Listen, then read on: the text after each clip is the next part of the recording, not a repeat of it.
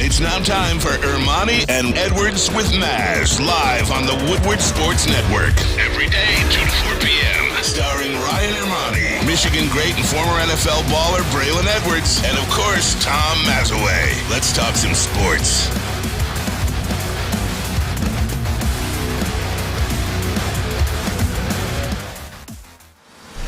Here we go, Wednesday, January 11th, 2023. Ermanni and Edwards with Maz. Woodward Sports Network, woodwardsports.com, fox2detroit.com. However, you are listening, watching Woodward Sports. We appreciate you. Boy, do we ever. I'm Ryan Ermanni along with Braylon Edwards. Good afternoon to you, my friend. Ryan Ermanni, how you doing, buddy? Real fine today, Braylon. I have two good pieces of news.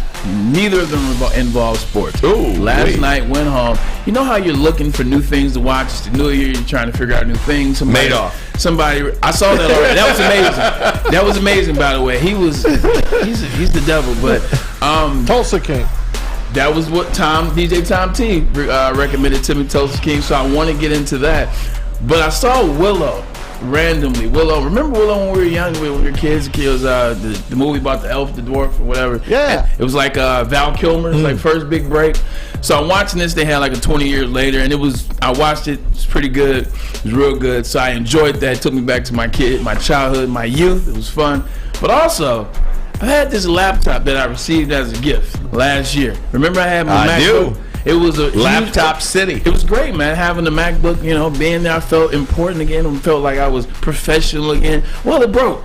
It went awry, and I tried to get it fixed and couldn't get it fixed. And today I bring it in after I found it after 4 or 5 months. I'm talking to Fletch about trying to figure out where do I go to get my MacBook fixed. And in the middle of just chilling, I typed in a couple words and passwords, and needless to say, I have a laptop again. So I don't know if it was ever broke or I was tripping. I think, according to Fletch, you were tripping, Braylon. Tom Mazawey, good afternoon to you. Hey, buddy. Hey, guys. I want to know who gifted you a MacBook, because I want to be friends with that person. Red.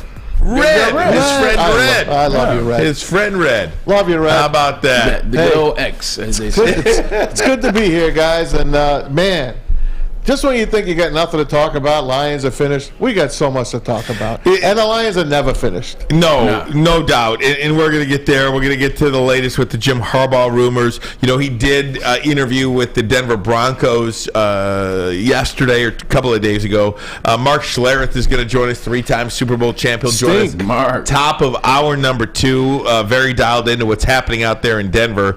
So we'll ask him about the Lions, who his picks are for the NFC and AFC champion, and of course we'll ask him about that job with the Denver Broncos. The NFL has egg all over their face. We'll get into this story, how they were going to and planned on resuming the Damar Hamlin game, just the chaos that ensued in the hour after Damar Hamlin collapsed. So we'll get to that, but we will, Braylon, start with the Detroit Lions. The general manager of the Detroit Lions, Brad Holmes, spoke yesterday, and it was probably as good a press conference. I listened to the whole thing this morning, actually, and you just feel like this football team is on the brink of not, I don't want to say a great year, right, but a great run. That's how I feel this team is in their track right now. What Brad Holmes said yesterday, I have all the confidence in the world that based on his track record, both in LA and now through 2 seasons here in Detroit, that he's going to continue on this track and build a championship contender, not only for next year, but 24, 25, 26, 27, and beyond. Sound a little bit like LeBron James when he went to Miami. Yeah. The good thing about it is, thinking about Brad Holmes when he first came over was he never was a part of the Les Snead, F those picks kind of persona. I thought for a while that was what he was a part of. Well, not what he was a part of, but you kind of think like he's a part of that.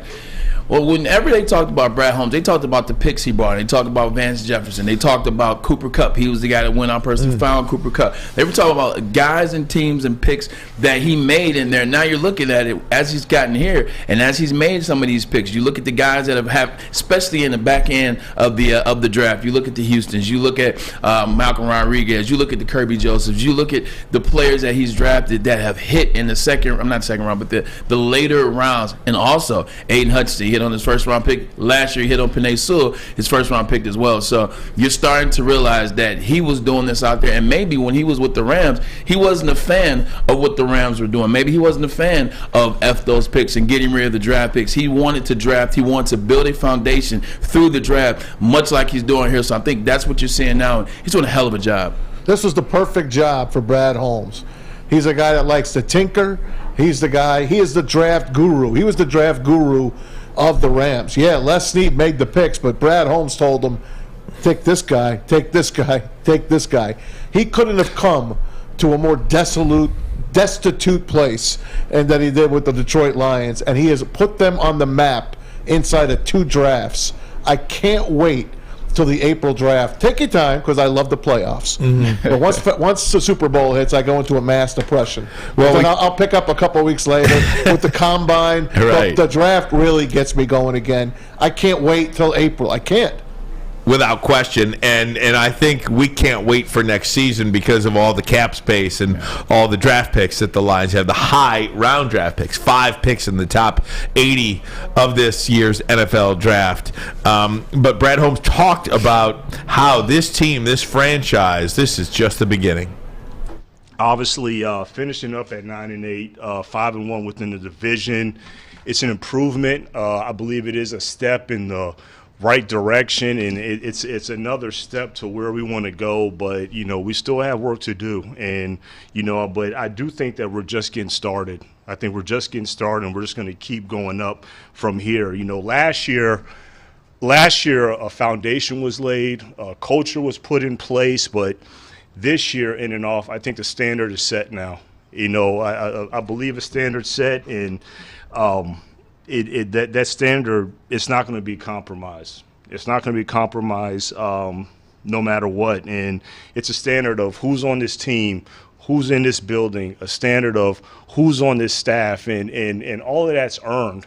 And I think everybody did earn that this year. When you listen to this, Ryan, Ermanni, Maz, JB, what's going on, Fletch, Adam Morrissey, when you listen to this, it's got to get you excited. And the reason why it's got to get you excited is because for all us Lions fans, did I say us? Excuse me, my bad. You know you won. You're welcome. You're back. You're on. I appreciate it. You know what? The Lions are my NFC team, okay? I'm a diehard Jet, but the Lions are my NFC team. That's where I spend all my time. Go Lions. How about the Browns?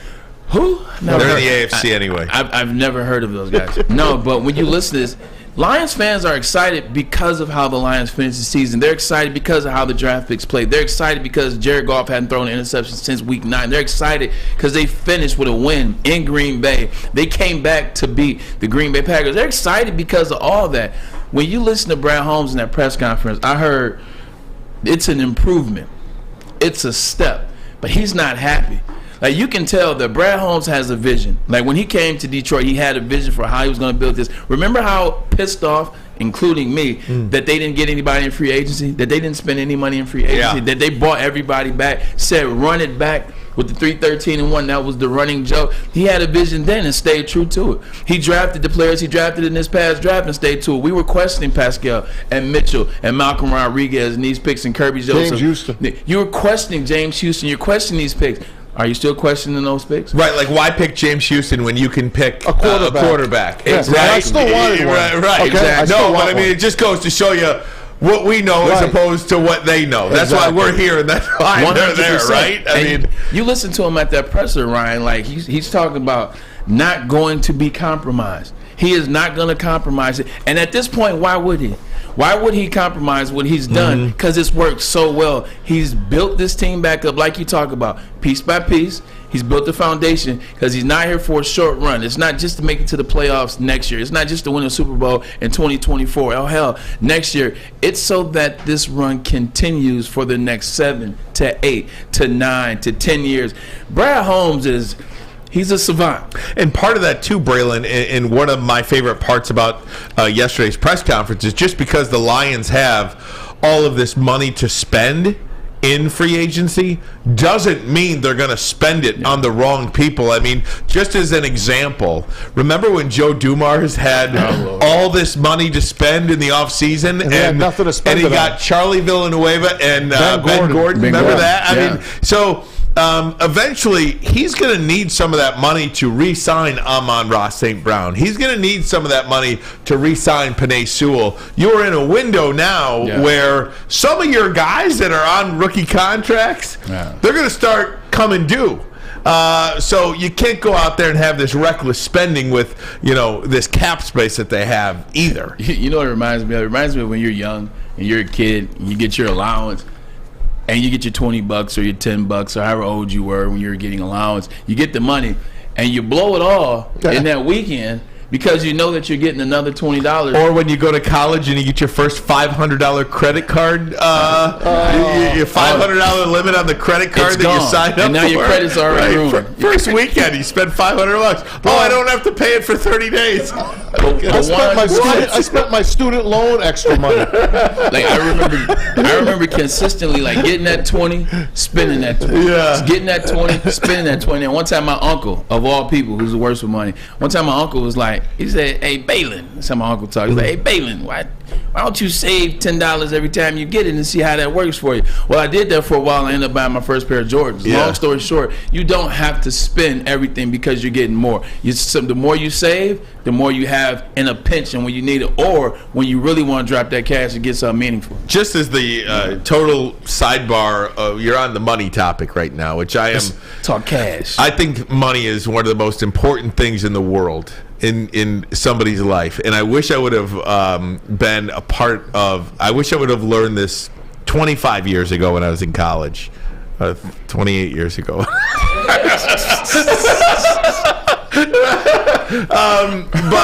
So I was listening to this book, The Psychology of Money, and it's just how if you just lived a little bit beneath your means, and saved some money.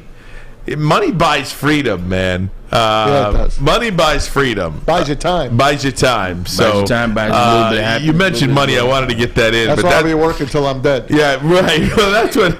But you got 3 kids too. Yeah. But Braylon Edwards, that's what Brad Holmes has the ability to do now. He has some ability to buy himself some financial freedom. Freedom of choice with free agents that he wants to spend. Dan Miller said yesterday, we all love players in the NFL. We are fans of players.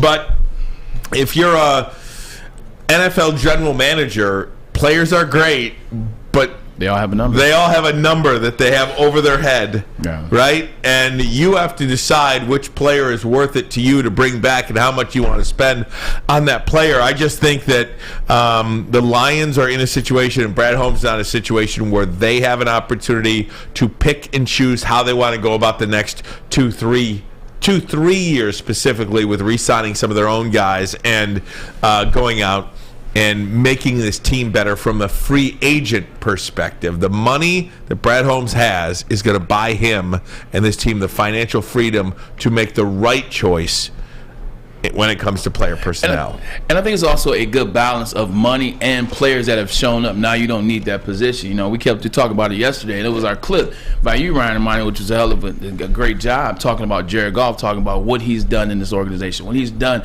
that's another situation where the money is now meeting the players. Jared Goff showed you that you don't need to draft a first-round quarterback that you're going to end up having to pay $2 billion to in 4 or 5 years as the market continues to go up. That's going to be a guy now that you don't have. You're going to give him a little bit extra, but the give and take right now with the Lions as it relates to players playing at what they're supposed to play at or above where they're supposed to play and the money they have.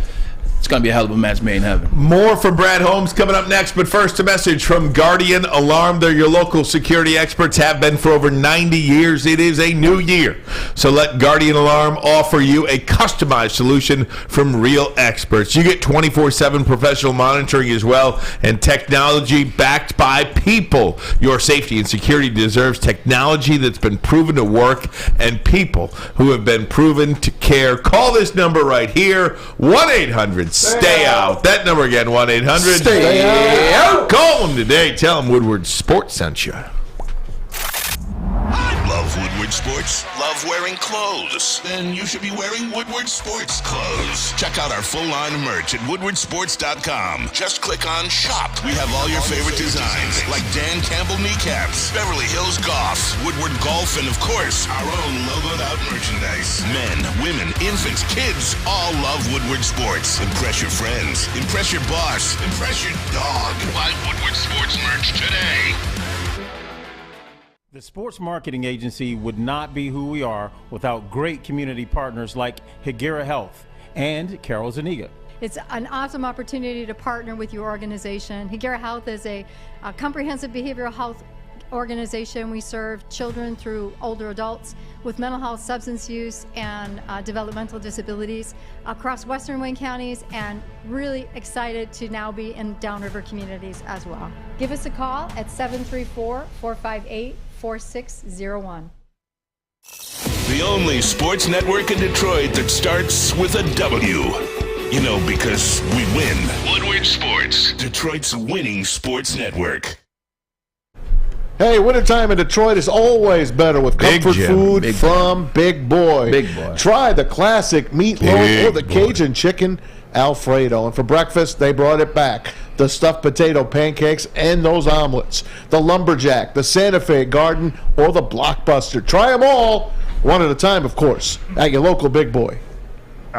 It's exciting. It's really exciting. I get excited every time. Like as much as, you know, the ball didn't bounce our way in terms of us getting into the playoffs after the game. I was proud of our guys. I was proud of our organization. I was proud that we were able to end on a winning note in front of national TV and be able to give the world a sneak peek of, like, really what we're about. You know, we've been on the Sunday 1 o'clock skirt all the time, so a lot of guys, they didn't see us, what we were all about, and I think everybody were able to see that. But on the plane going back, yeah, I was excited. I was like, man, it's time to get players now. And I think that was really, you know, the two times that NFL players watched the Lions were probably Thanksgiving Day and that Sunday night game. Yeah. That was the only impression that those guys around the league have had of the Detroit Lions. The only two national televised games. And I think they acquitted themselves really well in both games. Should have won the Buffalo game. I go back to that game, and the Buffalo game more than the Carolina game to me is the one that I just feel they just let it slip from their fingers. And by the way, I mentioned Buffalo. Great news today. Damar Hamlin is back home 9 days after collapsing on the field. We'll talk more about that throughout the next couple of hours. But he is home. Yeah, good. You talk about the Buffalo Bills game. You're absolutely right. And the reason why is the Buffalo Bills gave the Lions so many opportunities in that game. And I remember when we came on, Maz, and we talked about it that Friday, I, and Stick, out at Planet Fitness. No, it was the other dealership. Black Friday, but anyway. No, I was there. You guys weren't. Excuse me. That's why. Feldman, yes, exactly.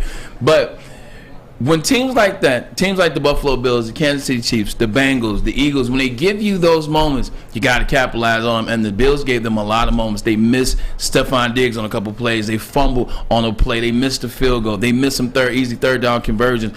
When teams like that give you those opportunities, that's where you got to capitalize. And I thought that's where Detroit, this Detroit Lions team that we saw for the rest of the season, I believe they would have capitalized there. But you're absolutely right. There were moments there for Detroit to take, and they didn't take them, including how Stephon Diggs caught that big play to kick the field goal to win the game in regulation. That doesn't happen now. Hey, go back to the Seattle game.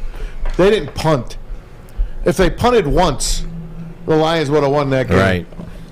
That's what it comes down to. I mean, Seattle's in, and we're out. And obviously, Minnesota. Obviously, and the Dolphins and the Cowboys. Right. They were in every game except the Patriots and Carolina. Right. Those are the only two bombs that they laid this year. But one of the points about the Buffalo game that I make up is just in relation to the Brad Holmes sound there. I mean, these players, his job now is to go out and get players that will help them.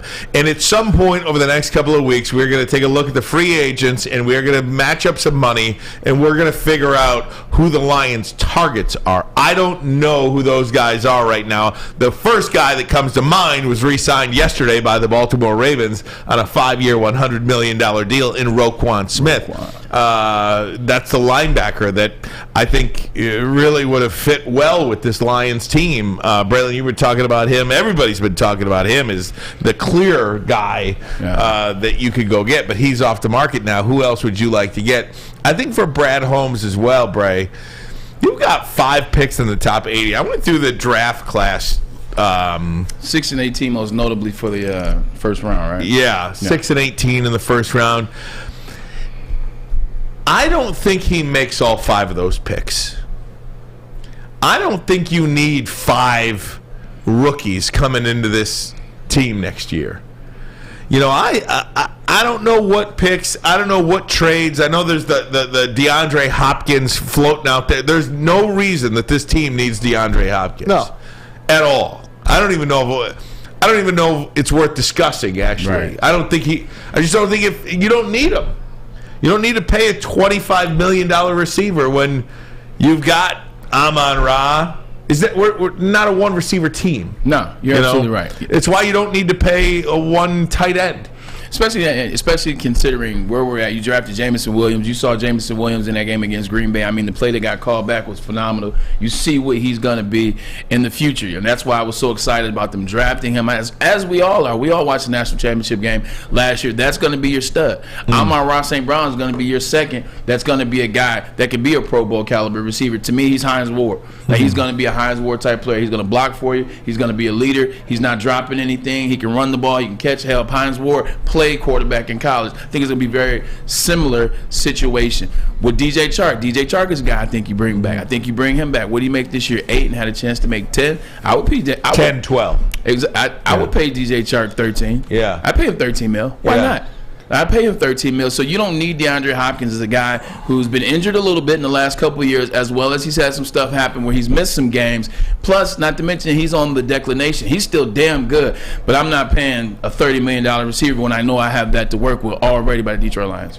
But, I agree with you, Bray. And, you know, one of the things about this, though, is Brad Holmes, we have known him to be a mover and a shaker in the NFL draft. I mean, if I told you right now how many of the 5 draft picks do you think the Lions are going to – how many players do you think the Lions are going to draft with those 5 picks?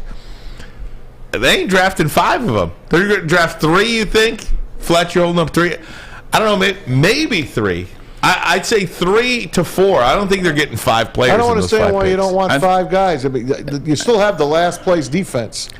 I think 5. I think they're going to use all 5 picks. Yeah. I mean, I do. I just think it's so much. The only reason why, Ryan, is because I understand what you're saying. You're saying you can kind of package those together and make something of a move, and I understand that fully because that may happen. You're absolutely right about that. I just think nowadays in college football, there's so much talent. Look at a lot of our guys that we're talking about that we love. A lot of those guys are third and back in terms of round draft. I think there's so much talent nowadays in these NFL drafts. You can draft guys where I think you use all 5 picks and you're going to get guys that are going to help this team right now. I think you do use all 5. 6-18. You got Minnesota's number 2 pick, right? And you're 2. Yeah. I mean, do you take those 2 seconds and jump back into the first? Yeah, it depends who's there. You know what I mean? Yeah, like that's kind of what I'm. Hey, I'll just throw a name out at you, and he probably won't last till 18. And everyone, all right, get ready, chat. You ready? If Brock Bowers slips all the way down to number 18, do you not grab him? Well, Brock's not coming out this year, is he? Isn't he coming back next year?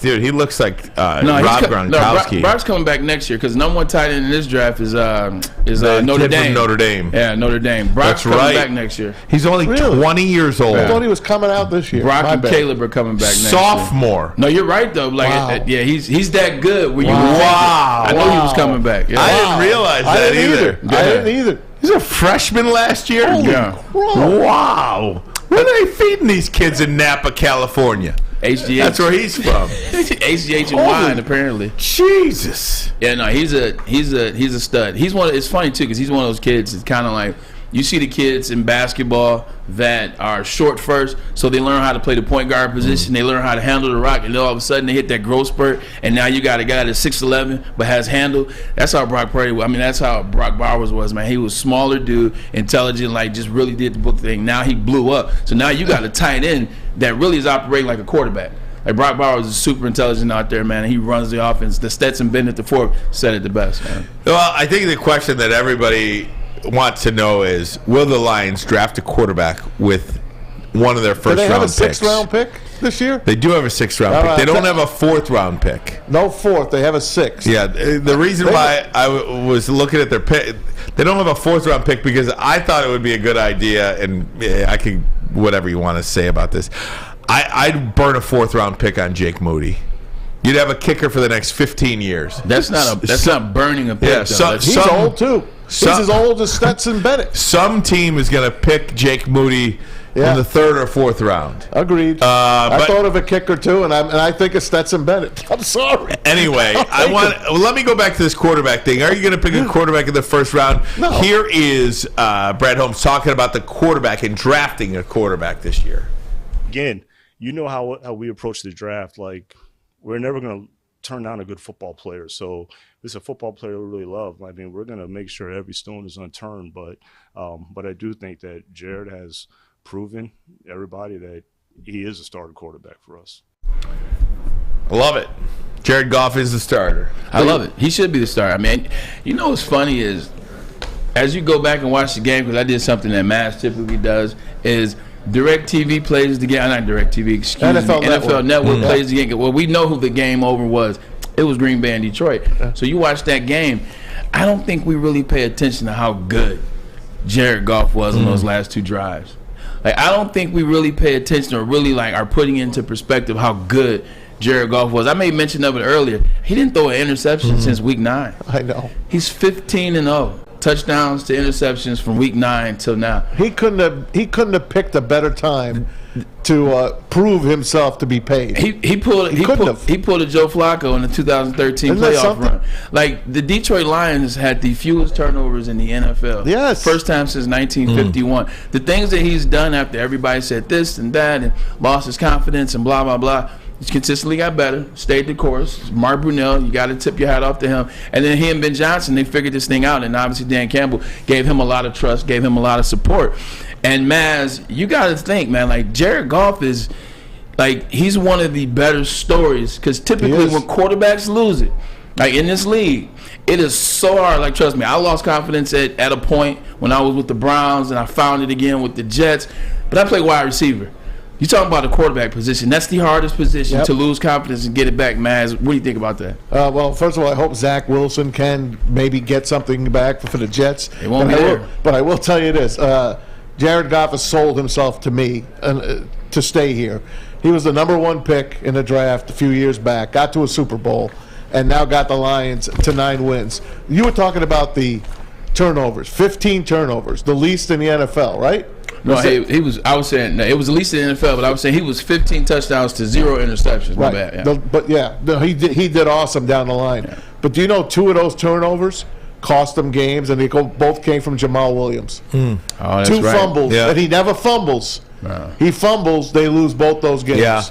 That's remarkable. How they are first in the NFL with the least fumbles, least interceptions.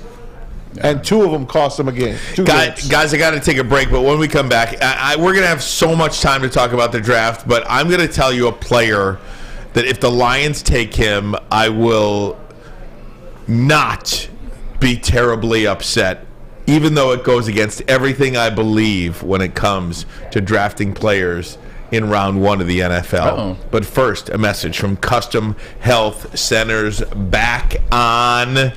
And let me tell you, the weight is falling off. takes the willpower out of weight loss, Custom Health Centers has a program for you, a customized approach to weight loss. They've helped over 20,000 people, over 20,000 success stories. I am one of those people. If you would like your consultation today, call Dr. Jason at Custom Health, 844-789-THIN. That number again, 844-789-THIN. Custom Health Centers. Thin to win. You don't have to go to the beach, man. You don't have to get your butt crack full of sand. You just need a little chili peppers, man, to get that glowing beach chili peppers tan. Woo! With 26 locations in the Metro Detroit area and more coming, Chili Peppers Tanning is where you'll find the cleanest salons in the D. Join the Pepper Club for the best deals on unlimited tanning. Head to chilipepperstanning.com. You just need a little chili peppers, man. 3 NBA championships. Detroit fans were there. 11 Stanley Cups. Detroit fans were there. 4 World Series wins. Detroit fans were there. And that one Lions playoff win in 1991. Yeah, Detroit fans were there. Woodward Sports, where the fans are.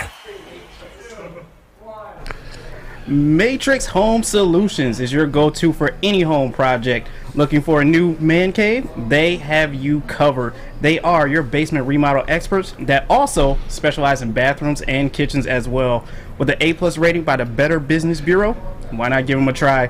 Call them today at 888-594-8844, or you can always check them out online at matrixhomesolutions.com.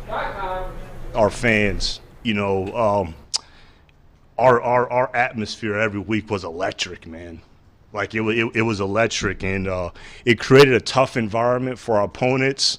A lot, you know, the sellouts that they were able to provide. But you know, we talk about who we are as a team and what we want to be for our city. But One Pride, man, like you better buckle up for One Pride, because they're a gritty group. Their energy's unmatched, and you just better be ready every single week. So much appreciation what those guys did and what those guys brought.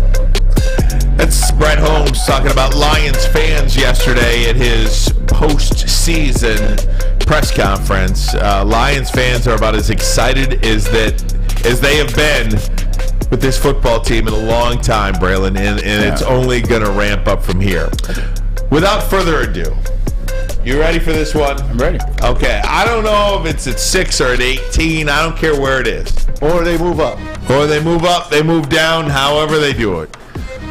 But if one of their picks in the first round of the NFL draft is running back Bijan Robinson, I will be absolutely more than fine with that. Wow.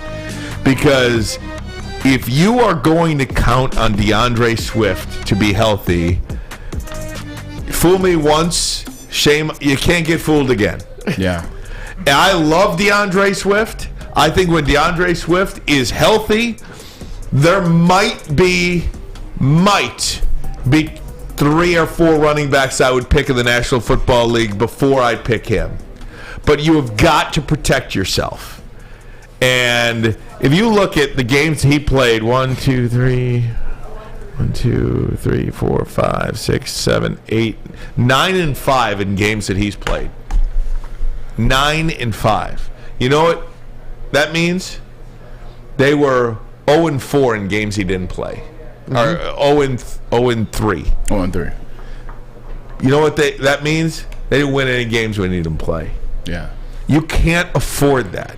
So if he's going to miss 3 to 4 games a year, you can't afford to not protect yourself. That's losing playoffs games. Exactly. Yeah. That costs you a playoff opportunity. I really like Bijan Robinson. And the only reason the Seattle Seahawks, I don't want to say the only reason, a major reason the Seattle Seahawks are in the postseason right now, we can talk about everybody we want, is one guy. K9. Kenneth Walker. And they had Rashad Penny, and they knew to protect themselves, and they were smart. Kenneth Walker III came back the last 2 weeks of the season. Do you know what Seattle didn't do when he was out late in the season? Win. They didn't win a game either. When they slid, it was Kenneth Walker who was out. They come back, they win their last couple games of the season and make the playoffs. Do you know why? Because Kenneth Walker was back healthy playing again. You have got to protect yourself at that position. I asked last year, was it interesting? And if you guys remember, if you don't, that's fine. I was like, would you guys take a chance on K9 in the second round? Yeah, absolutely. I asked that question because of DeAndre Swift not being able to be there, and also I went a little deeper. I said Georgia running backs have a short shelf life. I don't know what it is about the University of Georgia, but those guys are phenomenal in Athens. But when they get into the NFL, it happens quick. It's over quick. Todd Gurley was the best thing ever created. Then it was gone. No Sean Moreno, then it was gone. Sony Michel never got started. Nick Chubb is the exception to the rule. So I asked that question. You got to protect yourself. The NFL, as much as it is about the pass, although that kind of rhymed, as much of it is about the passing game. Everybody's passing the ball. Everybody's throwing it out there. That's why wide receivers are getting paid. The teams that win can run the ball, though. Yeah. Like, look, when Dallas wins games, Tony Pollard and Ezekiel Elliott are part of the program. The program is Tony Pollard, Ezekiel Elliott. When they don't win. And guess who's been out the last few weeks? Tony Pollard. Exactly. When Tom Brady won the Super Bowl with the Tampa Bay Buccaneers, Leonard Fournette was phenomenal. All those losses they've had this year, what can't they do? They can't run the ball. We talk about Buffalo struggling. Buffalo, you're nervous. Why are you nervous? What did you say when I asked that question? Can't run the football. Run the ball as much. Look at the 49ers.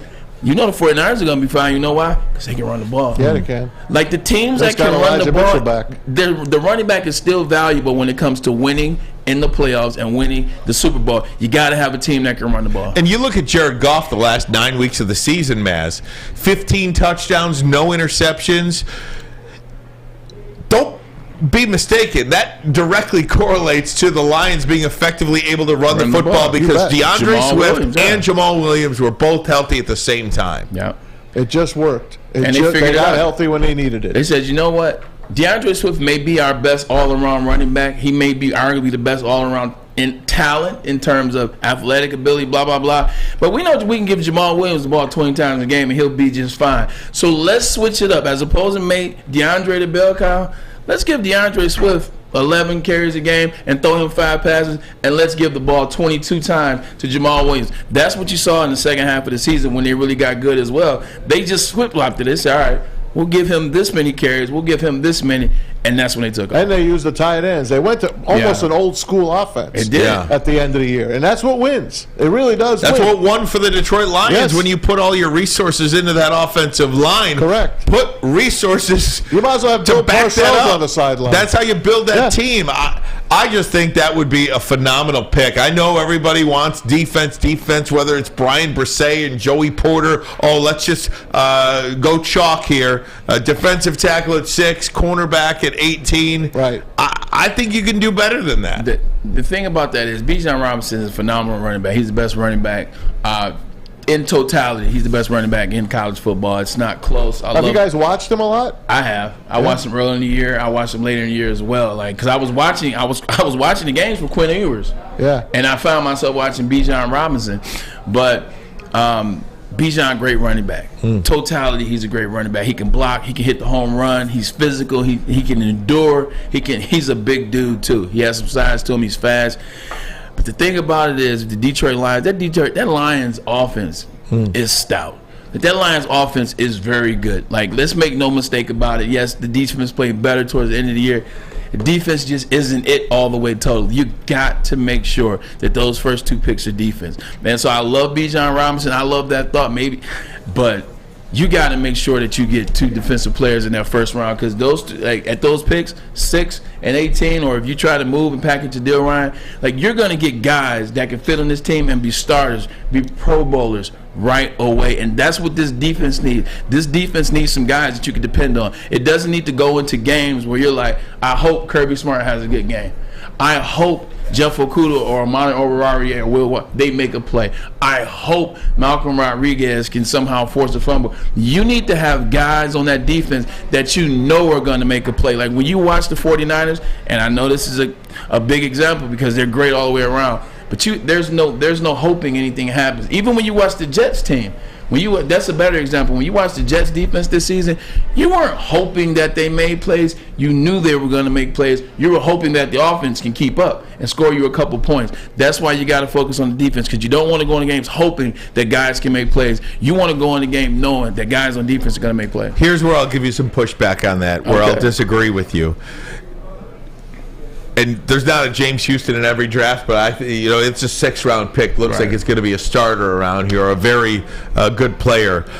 Kirby Joseph looks like a Pro Bowl player. Third-round pick. I'm cool with that. Yeah, third-round pick. What I'm saying is those first two picks, really the first 3 picks, the 2 picks in the first round, and then your first second-round pick.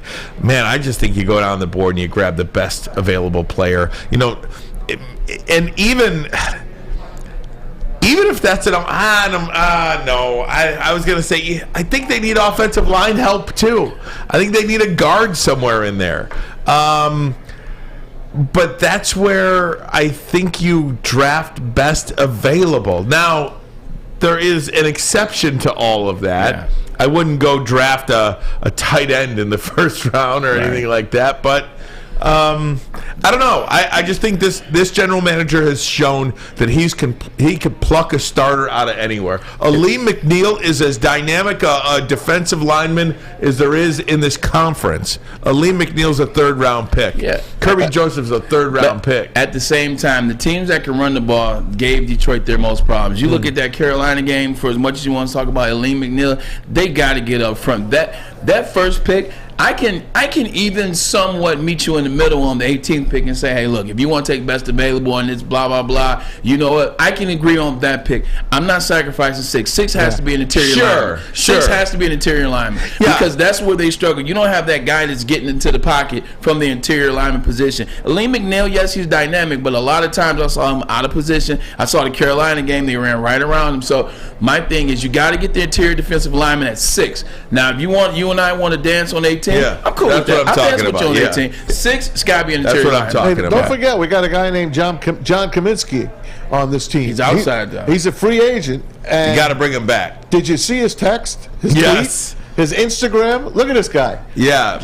Last year, he's like, please, trade me the hell out of here. Can I please be released at his exit meeting at the end of last year? And look at him this year. Exit meeting this year. Can you please bring me back? He says, life is absolutely insane. Sacrifices had to be made, and uncertainty was my reality for most of my career.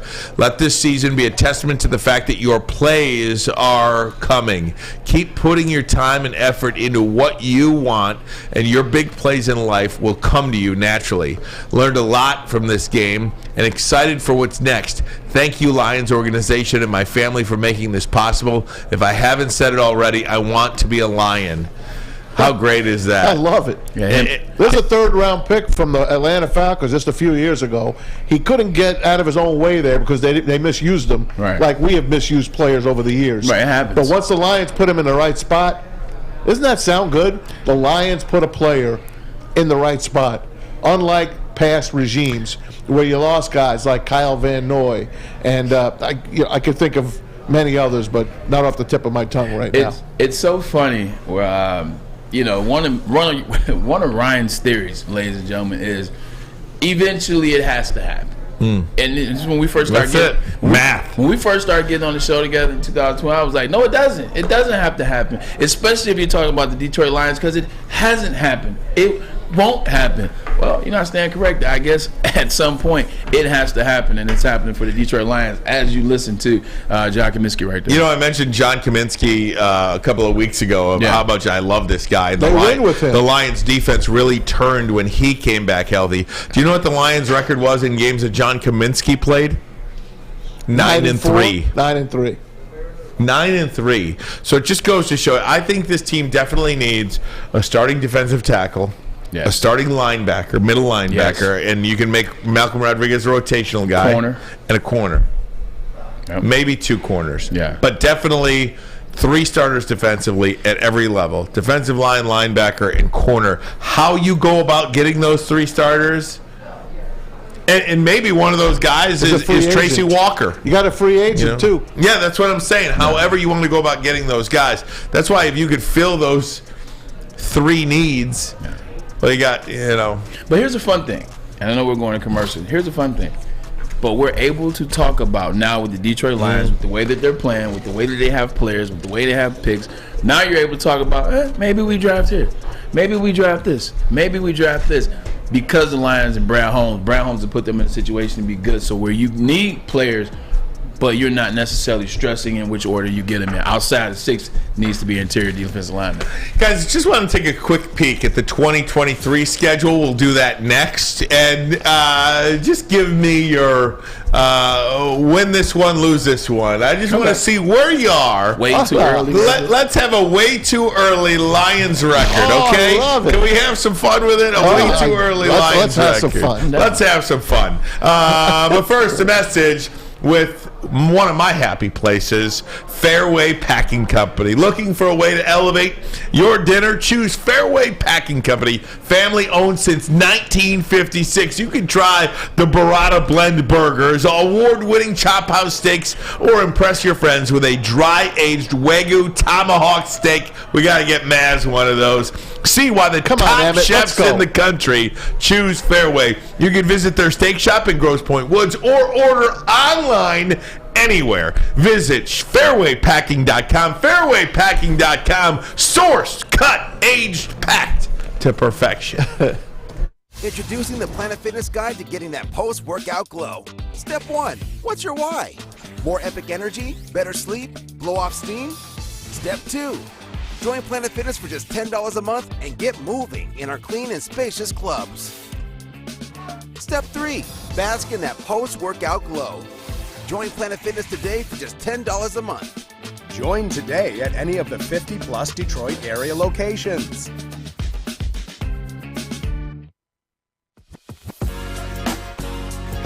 What's a winter wonderland if you can't shop, eat, and play? Lucky for you, you can do it all at the Downtown Detroit Markets, Cadillac Lodge, and the new winter version of the Monroe Street Midway, all located just across the street from Campus Martius Park. Find the fun at deckedoutdetroit.com.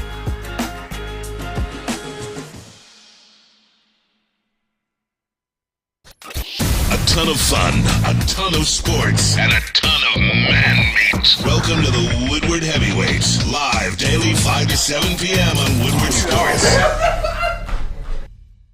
Be sure to check out Swiss Insurance this week for your commercial insurance review. Many businesses choose an effective one-to-one date. Swiss can help make sure that you have the proper coverage, the cover you need, especially if you trust my man Mark. Swiss Insurance, give us a shout. We promise you won't be let down. I think ultimately any of your draft picks, you just want to see them develop.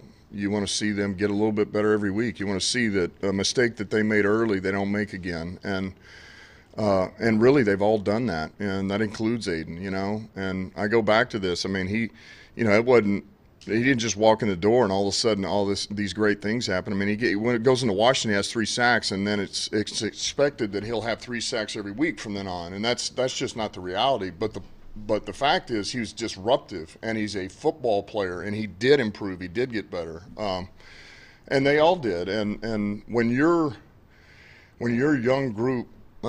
Your rookies can develop like that, like Kirby and Rodriguez and Pascal. Once we got him going, he improved. Hutch, and then on top of that, you had Mack from last year. St. Brown was better. Sewell was better, and now that's becoming the nucleus of your team. And so the sky's limit. Barnes got better. I mean, all these young guys we've got are just continuing to. They all took a step up. And that's on top of the steady forces of Ragnow and Jonah, and Decker, and I mean Alex being back again. So our veterans were really a solid force for us once again, and it's a good combination right now. And there again, we'll only improve on this roster. That was Dan Campbell, just basically talking about what we're talking about. This roster will improve. And I think finally most Lions fans would agree that the organization is set. It is set up the way you've always wanted it to be set up. Just a competent NFL team. Can we go there for 2 seconds? Yeah. Let's you and I explore that right now. You talked about right before we came back from break, Alex Anzalone. This is a guy you said that you want to come back. With Alex Anzalone, I'm in this weird space because I didn't like him last year. I didn't like him at the beginning of this year, and there were parts of this year I didn't like him as well. But the second half, definitely was a leader. Yeah. Definitely played a lot better. He definitely was in better position from time to time. So I'm at this place where I'm like, is he growing with this defense? Is this somebody I can grow to trust? I still don't see him as a starter, and that's why I'm at an impasse with him. I don't understand. I don't know. Get it. You're still going to need depth. Yeah. You're still going to need You need a rotational stud, guys. We don't have a stud linebacker. No, not at all. And Draft a stud linebacker. It would have been great if you had Roquan Smith, that kind of guy. But we don't. Maybe he's out there in college somewhere, and we could bring him here, and he could be your guy. He could be your Chris Spielman, whatever you want to say. But you need that guy, that bell cow on linebacker. That's the number one thing that, to me, I like that even over a defensive lineman. And look, though, there are very few Micah Parsons out there. Okay, No. So if you just look at the Lions' linebacking core as the season went on, whether it be Derek Barnes, Alex Anzalone, Malcolm Rodriguez, whoever you want to say, you know when those guys got better? When Aiden Hutchinson started to perform, when John Cominsky started to perform, when people were talking about Isaiah Buggs and Ali McNeil. That's another. You know, I mean, I'm just telling you, as that defensive line got better, those linebackers were a lot more free to roam. Yeah. This game is very simple if you think about it. If you can win up front, if you can dominate up front, if you can give Jared Goff the most time to throw a football than any other quarterback in the league, chances are, yeah, he's got better odds to throw 15 touchdowns and no interceptions because he's got all day back there. If you are a defensive line and you've got Aiden Hutchinson getting after the quarterback and just swallowing, and James Houston, just swallowing Aaron Rodgers, meeting at the football. You know, there's that old cliche, the two edges. I'll meet you at the football. I'll meet you at the quarterback. You know, I mean, it's very simple. Build up those lines. They did that on the offensive line. Now do it on the defensive line and see where you go. See where you land. You know what's so funny is, you're talking about, I'm going to switch back to the offensive side of the ball for 2 seconds. You know, you talk about that offensive line, build the offensive line up. It reminds me of a conversation and a fun argument I get into with Maz. I hate Troy Aikman. Like, I have always hated Troy Aikman. I hate Troy Aikman because I believe that if you grew up in the era of Barry Sanders and that Detroit Lions offense. That's why I hate Emmitt Smith. See, exactly. Like, I think I hate everybody on that offense for the Dallas Cowboys except Michael Irvin. I love Michael Irvin. But defense, of course, you love the defense, but if you look at it, going back to it, Troy Aikman, number 1 overall. Jared Goff, number 1 overall. Troy Aikman, he played behind arguably the best line in NFL history. He played with arguably the best running back in NFL history. If you're a stat numbers guy, he played with arguably the best receiver in NFL history. If you're in Michael Irvin, he put all that around Troy Aikman. He didn't fail because he had that all around him. Jared Goff's in a very similar situation. Like, as it's coming, I'm not saying he has a Emmitt Smith back there. He didn't have Troy's arm. No, Troy has a cannon. Troy's a baseball player, so I will give you that. Troy definitely had a cannon. But I also saw Jared Goff throw one of the prettiest passes I've ever seen in that Monday Night Football game against Kansas City in the back of the end zone. I've seen him throw some dimes and put some passes in some spaces. So when you put people that are good, I mean, let's not act like Jared Goff got drafted in the 3rd round. When you put people that are good, that were supposed to be good in great situations, you can't you can't help but to have success. And I think that's what you're starting to see with the Lions. You put a guy in a damn good situation, you can't help but having success. And that's why that running back, that Bijan Robinson, so that's an interesting pull at 18. That's an interesting pull at 18. I will ask you this. If you're Jared Goff, and I know they won a Super Bowl last year, the Rams. Yeah. And that had to hurt him. And he came to the worst team. That seems like that was 5 years ago. He came to the worst team in the league. And look how quick it turned. Do you think he'd rather be with the Rams now or the Lions? Of course, the Detroit Lions. I'm just saying. Yeah. Maybe things are going to... like if he had won a Super Bowl? Good things happen to good people. Without question. You know he stuck it out. He's in a bad situation. Well, that's one of the things that Brad Holmes said yesterday, too, at the press conference. He said, look, We will support you. You have supported us. We will support you. We will build a team for you. He came here last year. Remember the 2 free agent signings that they gave him at wide receiver? Yeah, Rashawn Perriman and the guy from Chargers. The Chargers. Can't even think his name. I forgot his name. Yeah, Even he didn't even play. He's out of the league. You talk about good things happening. Maybe we don't want Brad Holmes to spend money in free agency. If that's what he's doing. He tried. But you said good things come to good people, and you're absolutely right. What did Sean McVay say? What was the first phone call Sean McVay made after they won the Super Bowl? He's in L.A. He should be worried about L.A. He should be worried about getting it into L.A. He should be worried about. First call he made was Jared Goff because he knew he screwed Jared Goff over. Yeah. Jared Goff. Who was the first person to call Sean McVay? It was Jared Goff. Yeah. It was Jared Goff. He's never said a bad word. Good people about deserve that good Ram, things. about that Ram team. Never said a bad word. Never said I got screwed. Never said anything. Always had a good attitude. He's a better man than me. Let's have some fun real quick, guys. JB, give me some music here. Put up that home and away. We don't have the schedule yet, but we have the teams who the Lions are going to play. So at home and the road, of course, they've got the divisional opponents. At home this year, they've got the Falcons, Panthers, Broncos, Raiders, and Seahawks again. Away, they've got the Chiefs, Chargers, Saints, Bucks, Cowboys again, and Ravens. So who would like to go first? Braylon? I'll go first. I'll go. Go, Maz. Go ahead. You ready? Yeah. Home, Yes. win, win, win, win, win, win, win, win. I think so too. 8-0 at home. I'm going 8-0 at home. I just did. I will put Ken. I'm gonna do this. I'm gonna go 7 and an asterisk because I want to see who the Raiders quarterback's gonna be. Okay, 7-1. I think that's fair. 7-1. Fair enough. 7-1. Yeah, 7-1. Away, I'm still going with 8. Because Okay. Aaron Rodgers is the Raiders quarterback. I'm like, uh-oh. Here we go. Away, win, loss. Yep. Now, is that predicated on Aaron Rodgers being the quarterback? Okay. Yes. Win, loss, 2-2. So loss, 2-3. win, 3-3. win, 4-3. win, 5-3. loss. 5-4. So you've got 13-4, Maz.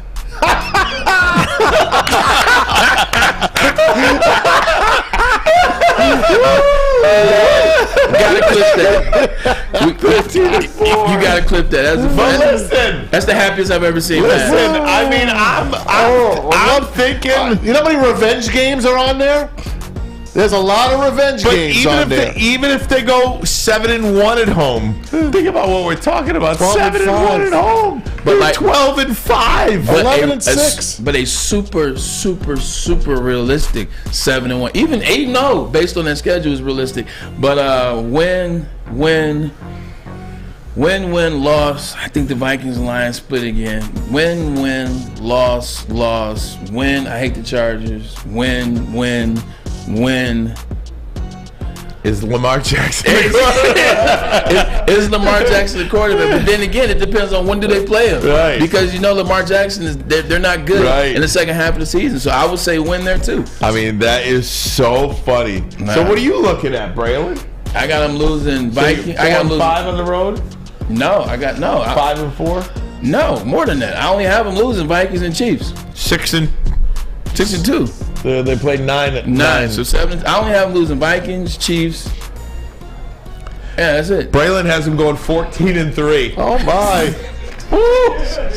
Hey, we both got them 5-1 in the division again. Legit. What do you think the over/under on the Lions win total is going to be next year? 10.5. 10.5. Yeah. Did you say it too? Yeah. 10.5. What's wrong with us, dude? Sick. Okay, hold on. Can I do it this way? Yeah. I want to do it this way. I don't want to do it by going down the line. I want to do it blindly. 12-5. Yeah, I mean, it feels like a division champion, right? Oh, definitely. Hell yeah. That feels like a division champion. I mean, are the Bears winning 12 games next year? No. Are the Packers winning 12 games next year? No. Are the Vikings winning 12 games next year? It's our year. What the Vikings win this year? 13? 13. And they were 11-0 in one-score games. Yep. That doesn't happen. They got payback on themselves for being 0-11 last year. Correct. Or not 0-11. They did the anti-Mike Zimmer. Oh, my What's God. your pick, right? I got 12-5, 13-4. All right. Yeah. I almost went 15-2. I could safely listen. I could safely say 11-6. Yeah, without even batting an eyelash. Yeah. Yes, Without I agree batting with an you. eyelash. Safely saying 11-6. Yeah. I'm betting the over. Put it that way. I'm betting the over. Without question. I'm betting the over. All right, we are going to take a break. Come right back. When we do, we're expected to be joined by Mark Schlereth, NFL on Fox analyst. Of course, does some radio out in Denver as well. Lots to get to with Stink. We'll do it next, but first a message from SMA. The Sports Marketing Agency helps spread awareness about mental health and substance abuse. And the reason why they do this is because they go hand in hand. It's okay to not be okay. But when you're not okay, where do you go to get the information? Where do you go to find out how can I be okay? How can I deal with depression? How can I deal with anxiety? How can I deal with substance abuse? Because, ladies and gentlemen, they all go hand in hand. Substance abuse, mental health, and PTSD, traumatic stress disorder, they all go hand in hand. So go to thesportsma.com. Sean Jordan and NFL Alumni Association do an amazing job of giving you content and information so you or somebody that you know can be okay, or you can find out where to get it. Thesportsma.com. Can't get enough Woodward Sports content? Head over to woodwardsports.com right now for up-to-date sports articles and great entertainment news. We have the best writers, bloggers, and coverage all at your fingertips. Head to woodwardsports.com right now to experience all Woodward Sports has to offer. Hi, Christina Gennari from Keller Williams Domain, your obvious choice in real estate. The Lions aren't headed to the Super Bowl, but you might be headed to your new home. Call or text me 248-550-4788 or come see me at soldchristina.com. I want to make sure you don't miss out on this hot spring market that's just getting warmed up. See you soon. Hey, it's Tom Mazawey for all your real estate needs. Check out my gal, Christina Gennari. She's got you covered. Right, Lions? When it comes to making your haircut truly an experience, there's no better place than Lady Jane's Haircuts for Men. Come to any one of our 26 Metro Detroit locations for an award-winning haircut experience and qualify for a chance to win a down payment for your dream home up to $200,000. Our precision haircut and talented stylists will have you looking good, feeling good, and give you a chance to change your life forever. Lady Jane's Haircuts for Men, open 7 days a week. Walk in anytime. It's wicked awesome. Get a shot up. This is for the win.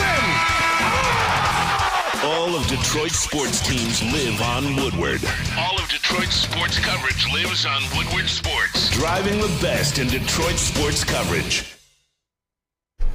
Hey, everybody, it's Tom Mazawey for Cousins Maine Lobster. We love our lobster here at Woodward Sports, and so should you. Get to cousinsmainelobster.com right now. Check out their app and their schedule. They got trucks running all over the Metro Detroit area. Get them to your place as soon as possible. cousinsmainelobster.com. Welcome back. Hour number 2, woodwardsports.com, fox2detroit.com. We certainly appreciate having you along with us. Ryan Ermanni, Braylon Edwards, Tom Mazawey. Let's bring him in. Oh, yeah. Right now, he's a 3-time Super Bowl champ, NFL on Fox analyst, does sports radio in Denver, and perhaps more importantly, the father of Daniel Schlereth, former Tigers pitcher. Stink, I covered the Tigers a lot back when Daniel was playing. He was always great to deal with. Give him our best here in Detroit, will you? I certainly will. I miss those days. I miss those Tigers days back in the day, traveling around and following the team. And anyhow, I definitely will do that. Thank you so much. I appreciate it. He was traded here with Max Scherzer. I just want to bring that up to everybody. Scherzer, not a bad guy. Their two careers went separate. They took divergent paths. What are you going to do? It's not easy. Hey, Mark, thanks so much for the time. First thing, we're here in Detroit. We feel like we haven't had a good football team here in Detroit in probably 30 years or so. What do you make nationally of where the Lions are as an organization? The way it ended, a lot of us here would have loved to have seen what it could have been if they were in the playoffs. But what's your overall take on the Lions? I really like what they've been able to do. I mean, I think, number one, you look at Jared Goff, the maturation of Jared Goff. I mean, to the point where let's face it, he went to a Super Bowl and they kicked him off. They kicked him out of the nest, so to speak, because they didn't think he had what it took to get that team to the next level. And I think he's matured. I think he's grown. I think he's been pretty incredible. I'm a big Dan Campbell fan. It's a no-nonsense approach. It's kind of an old-school physical approach.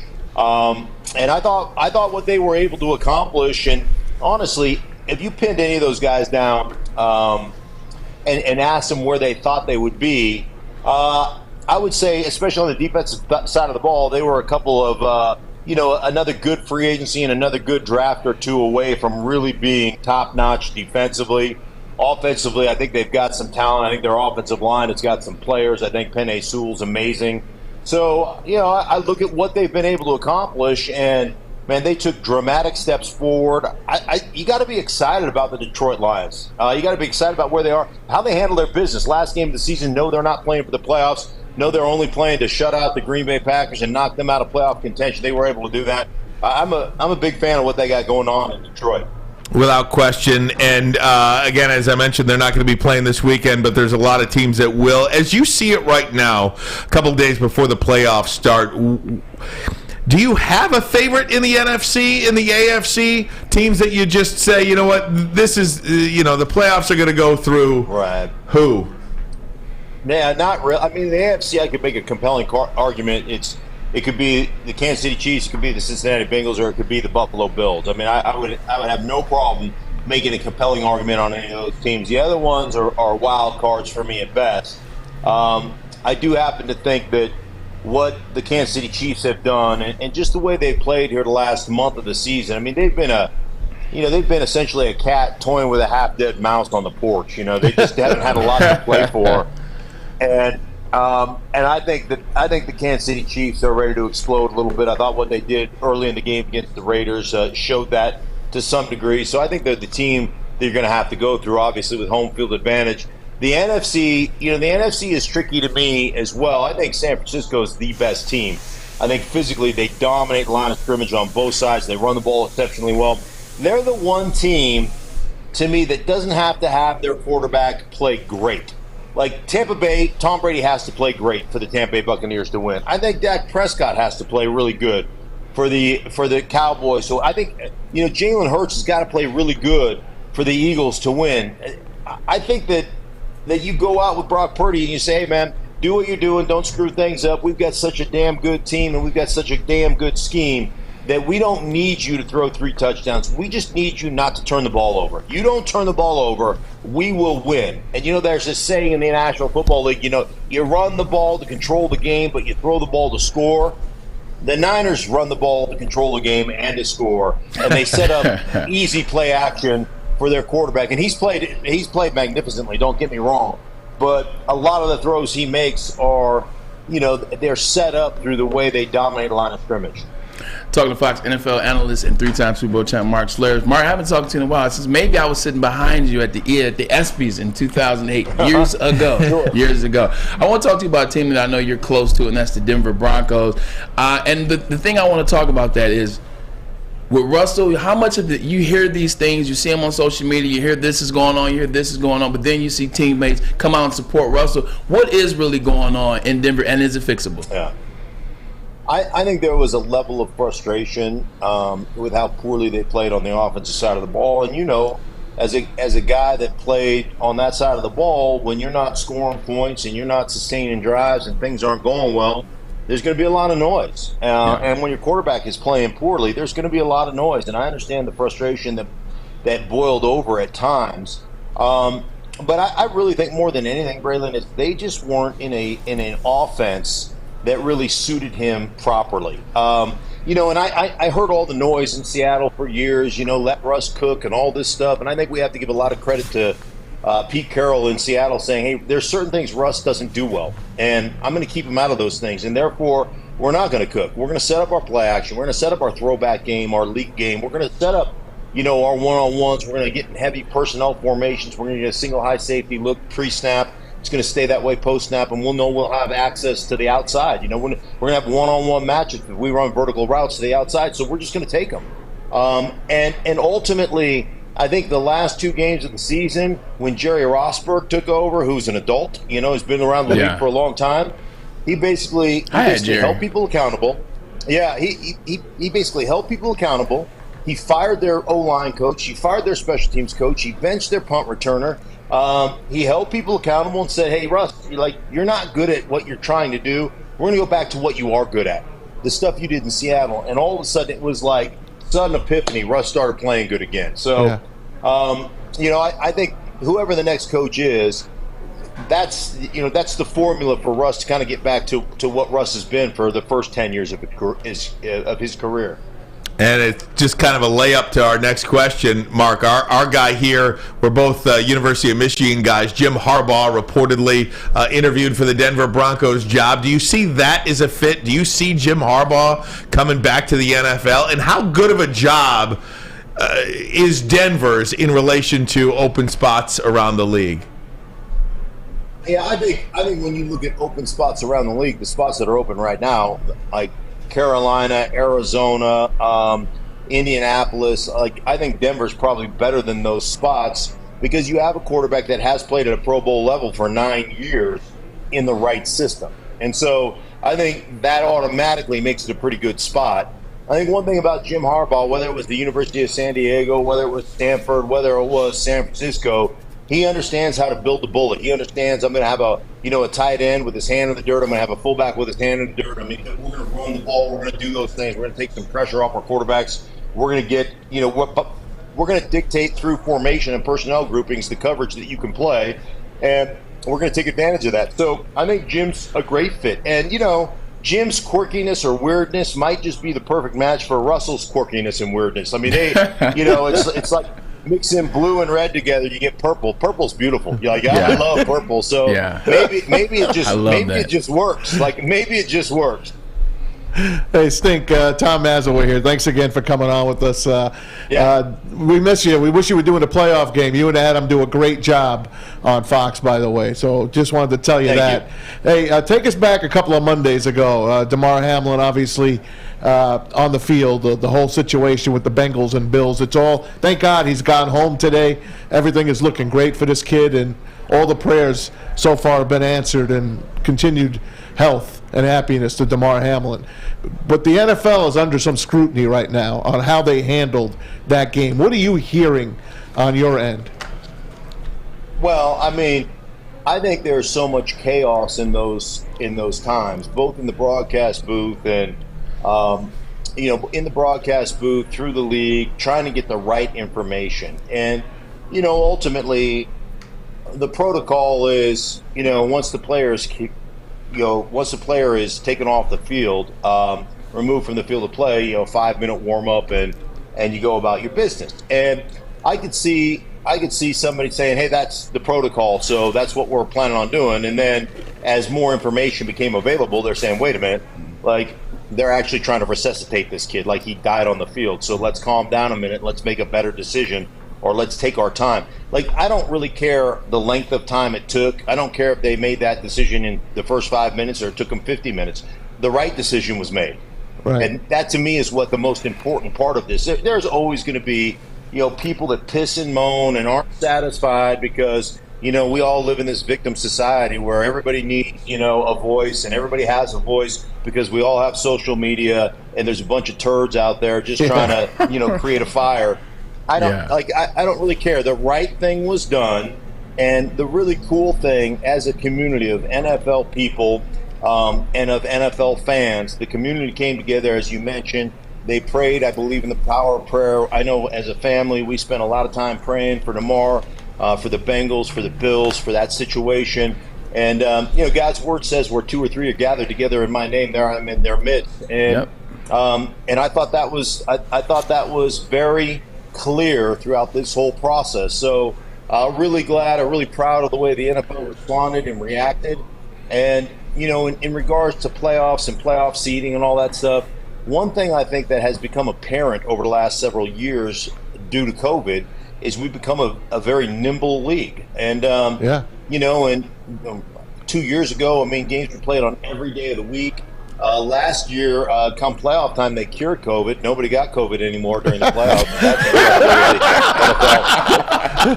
What the NFL was able to do last year. It's just this. Yeah, it was amazing how they cured it for 2 months, or 6 weeks. So that was incredible. But yeah, I think they're much more nimble than they've ever been, and and I think a lot of companies and a lot of people are due to kind of drastic times, drastic measures. Great stuff, funny, Mark. Yeah. 3-time Super Bowl champ. NFL on Fox. You can listen to him sports radio in Denver as well. We love the Western Michigan hat, too, by the way, as a couple of people in the chat pointed it out. Daniel is the pitching coach at Western Michigan right now. Get out of here. So he's managing a team, the Joliet Slammers, just outside of Chicago. Frontier League. He manages them during the summer, Frontier League, and then he's a pitching coach for in Kalamazoo for Western Michigan. Awesome stuff, man. I can say this: we open up against LSU the weekend after the Super Bowl, so I can't wait to be there rooting on the Broncos. All right, my man, Mark Schlereth. Thanks so much for hopping on with us here. We certainly appreciate your time, bud. You got it. Take care, guys. All right, you got it. Mark Schlereth, everybody. Great stuff that there. Was funny as yeah, remember when they cured COVID last year for 6 weeks in the NFL? Oh, yeah. Oh, God, that was they great. cured concussions now, too. Yeah. Right. What concussions? What happened to that? Hey, Matt, you alluded to how the NFL handled the Bills and Bengals. Or how they didn't handle that game. Yeah. We're going to have this report from ESPN.com on really what was going on during that game, from Joe Buck to Troy Vincent to DeMaurice Smith to the league office. Incredible stuff. We'll have it for you next. But first, a message from the Folding Warehouse. Yes, sir. I have my folding pin right here, ready for you guys to knock a bunch of these over at the Folding Warehouse in Hamtramck. 2 ways to play this great game of football and bowling, my 2 favorite games in the world. $12 unlimited open play or a private lane reservation for 10 or 12 people on a lane. You get it for 2 hours, and it runs you less than $10 a person, $120 for 2 hours. Anything you want to drink, they got for you. Multiple full bars, over 100 beers on that beer menu, and the $2 mystery beer machine. Bring your own food in or have it delivered. Do it. Get your fold on at foldingwarehouse.com. It's a great day to get some Centron in your life. Okay. There it is. Centron, here we go. Gotta grab the cranberry.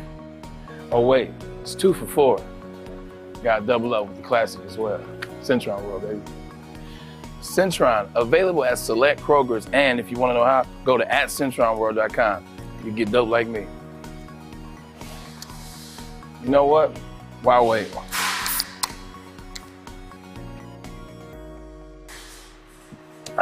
Great taste, guaranteed.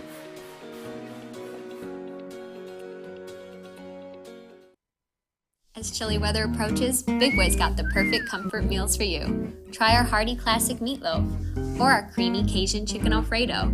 These will be sure to leave you craving for more. How about breakfast? Our stuffed potato pancakes are back with our lumberjack, blockbuster, and Santa Fe Garden. These potato pancakes will definitely fill you up. Whether it's for breakfast, lunch, or dinner, come stock up on the perfect comfort meal today. We'll see you soon at Big Boy. We aren't quite sure if they consume more beer or sports. Either way, the heavyweights are here. Live on Woodward Sports, daily 5 to 7 p.m.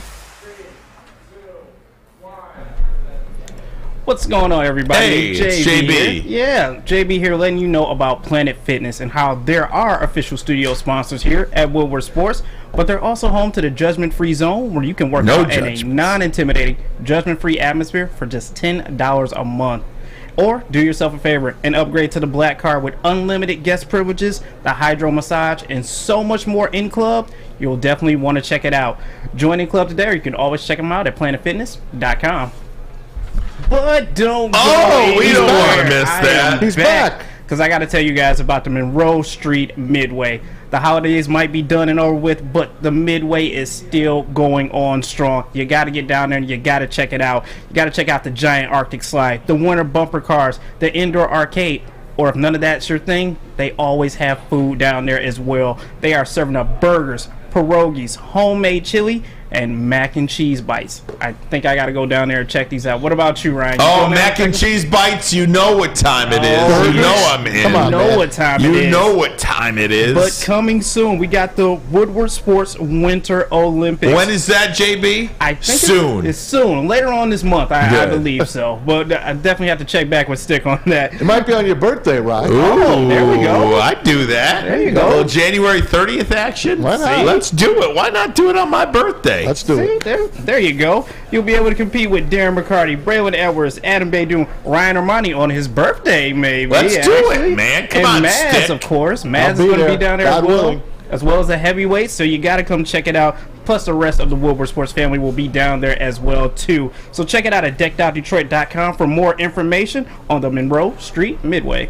Midway. All right, gang, here we go. WoodwardSports.com. Ryan Ermanni, Braylon Edwards, Tom Mazawey. Before I get to this Bills-Bengals, the way they screwed up or didn't screw up, the DeMar Hamlin, can I just say just a couple of news and notes? Yeah, please do. Remember Dre Bly, Lions? Of course. One of Out of North Carolina. Yeah, right. You know he's a North Carolina defensive backs coach? Is he really? He was just let go. From North Carolina. That's not Mac good. Brown and Dre Bly have mutually agreed to part ways. Oh, Mac. And then the other thing, Lamar Jackson not practicing. He's not playing. No. And then the backup, Todd Huntley, he's not throwing. Tyler Huntley. Yeah. Tyler Huntley. What a mess. They are a mess. I mean, they might as well not even play. And the same with the Dolphins. Yep. You know, we'll talk about Tua in a little Tua. bit, too. I mean, is there a game that you're looking forward to more than the other? I mean, a couple of these are just duds, man. I know. Just absolute duds. The first game is going to be Seattle at San Francisco. Just duds. I'm kind of looking forward to that game, to be honest with you. Seattle at San Francisco? I am. I think the I think the Seahawks are gonna play tough with them. I'll tell you, the game I'm looking forward to watching the most out of this is the New York Giants at Minnesota Vikings, because I think the Giants legitimately have a chance to go on the road and win that game. Well, they almost won 3 weeks ago. If you remember, they got beat by a last-second 60-yard field goal after Daniel Jones scored that late touchdown to tie that game. In fact, that's the only road team I think is going to win this weekend. As you look at that schedule, San Francisco is going to win. I think Jacksonville will win. You don't think Dallas is going to win? Huh? I don't. Okay. I really don't. Tom Brady 7-0 against Dallas all time. I do see that. Can the Chargers go on the road and beat Jacksonville? Sure, they could. Jacksonville should have lost. Yeah, I could see that for sure. They could. But I just have no faith in their head coach, Brandon Staley. I think that's going to set up for the players stick up for him, man. Yeah, I know. The players stick up. I don't for know. him. What do I know? All right, let me get to this Bills-Bengals situation. So, long story short about this, there's a lot of confusion when it comes to what actually happened during the Bills and Bengals game. So this from Nick Veronica. This story cites a high-ranking official from one of the teams, seemingly the Bills, who said if they would have said, if you're going to make us play the game, we will leave and forfeit the game. So the coaches talked, right? Don Van Natta. I'm going to just read this to you. He's from ESPN. From ESPN. It's I've got 5 pages here. I'm not going to read it all to you, but I'm going to read some of the highlights as I went through earlier and skimmed.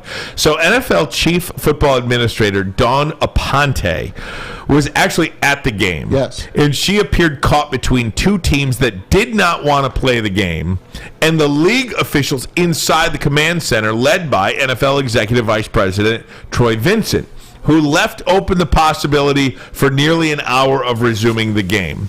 This is a quote from the team official, presumably the Bills official.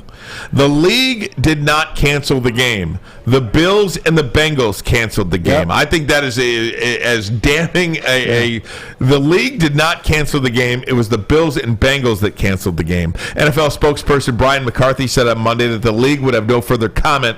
Last week, McCarthy answered some questions about why ESPN's Monday Night Football broadcast initially reported that the teams would resume play after a 5-minute warm-up. According to the NFL rulebook, Roger Goodell has decisions on circumstances that are extraordinary. He gets the final say. But As the ambulance left the field, it was crystal clear for everyone's perspective that they could not play. The team official said Aponte was speaking nonstop to the NFL executives in New York and coaches and officials at the game. This is a quote, the only chaos was coming from the NFL Command Center. The NFL senior most executive inside that command center was Troy Vincent, who oversaw the staff on the field and others in communication. In the conference call, hours after the game was suspended, Vincent adamantly denied the ESPN broadcast report that the game would resume after a 5-minute warm-up. This is from Vincent. It never crossed our mind to talk about warming up to resume play. That's ridiculous, that's insensitive, and that's not a place we should ever be in. End quote. That's the NFLPA. That's the NFL Players Association. Now the NFL wants to trump them. Exactly. The league this is from the team official who placed blame on all the waffling squarely on Troy Vincent. Ooh. Quote, the league screws this bleep up because Troy Vincent screws this bleep up. That's the wrong person in the wrong position at absolutely the wrong time. He wants to be the hero, but he will never take accountability. That's him to a T. End quote. Wow. An hour after Hamlin fell, the game still is not there a official. name for that guy that said that? That is the team official. Okay, gotcha. Yeah. Okay. Unnamed team official. Exactly. You could call him T.O. Yeah. Team official. An hour after Hamlin fell, with the game still not officially postponed, some team officials were confused why NFL executives were delaying the inevitable. Multiple ideas and contingencies were floated from New York. Two people with, that's, by the way, that part right there, multiple ideas and contingencies were floated from New York. That's exactly what Skip Bayless tweeted that got him in so much hot water. Correct. Just to point that out. Including the idea that the Bills would stay overnight in Cincinnati. That was almost instantly shot down, the source said. Okay. Sorry, this is good stuff. It's good stuff. Yeah. I'm enjoying it. At roughly 9:10, 15 minutes after. Can you read to me tonight, by the way? Get a group FaceTime. At roughly 9:10, 15 minutes after Hamlin fell, DeMaurice Smith, the leader of the Players Union, said he called Goodell, quote, I was on the phone with Roger immediately, and once I realized just how serious it was, made it clear that I believe the game should be postponed. At 9:14, Zach Taylor crossed the field to talk to Sean McDermott, the two head coaches, who covered their mouths and they spoke. Quote, I said to Sean Smith, who was the official at the game, by the way, hey, we're going to need some time here. At that moment, on the ESPN broadcast, here's where a lot of this interweaves. Moments later on the ESPN broadcast, play-by-play announcer Joe Buck told viewers, quote, they're going to try to continue to play this game. Multiple first-hand sources told ESPN that the senior NFL rules analyst inside the command center who conveyed that plan to resume play to John Perry. Yeah, John Perry. The officiating expert working the ESPN booth. What Buck had relayed to more than 23 million TV viewers at the time came from John Perry, who had an open line of communication with the NFL Rules Command Center. 4 times during the stoppage, Buck told viewers that the game would continue, saying that this was an NFL decision. The broadcast simultaneously showed Stephon Diggs trying to rally his teammates and Bengals quarterback Joe Burrow throwing passes to warm up. Quote, this is from Burrow. People were saying we were going to play again. It was just a lot of chaos, a lot of emotions, a lot of people saying different things. We really didn't know what was going to happen at that point. At 9:16, as cameras showed referees huddled with coaches, Buck told the national TV audience they were given 5 minutes to quote unquote get ready to go back playing. That's the word we get from the league and the word we get down on the field, but nobody's moving. That's a quote. Now this is from John Perry. This is a quote from John Perry. Joe just talked with New York in the command center, Perry said on the air. The situation has risen to a point where they want to give both teams, coaches, personnel, an opportunity to go back to the locker room, regroup themselves, and so the game has temporarily been suspended to give them an opportunity, whatever they need at this point.